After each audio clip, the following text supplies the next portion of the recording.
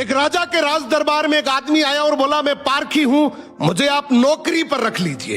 राजा बोला, नौकरी पे तो रख लूंगा, पर तनख्वाह 1 रुपए नहीं दूंगा, सिर्फ 1 पाव गुड़ और घुंघरे मिलेंगे। पारखी बोला, ठीक है हुजूर। कुछ ही दिन बाद राजा एक घोड़ा खरीद कर लाए। उन्होंने पारखी से पूछा, बताओ इस घोड़े के बारे में क्या कहते हो।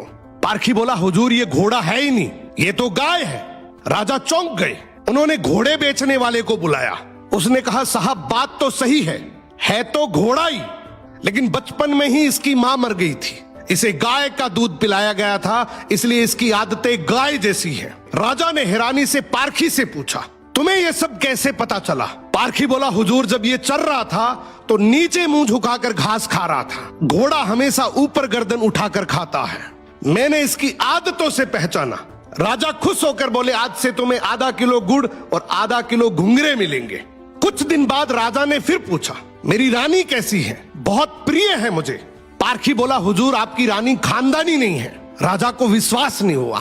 उन्होंने ससुराल जाकर पूछा, वहां दादी ने बताया, बचपन में इसकी मां गुजर गई थी, पाला तो मैंने है, मगर दूध इसे दाई मां ने पिलाया है। राजा ने पारखी से फिर पूछा, रानी के बारे में तुझे कैसे पता।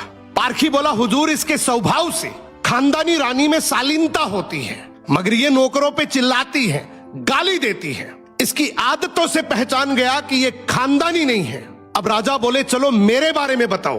पारखी बोला, जान की माफी दे तो बताऊं।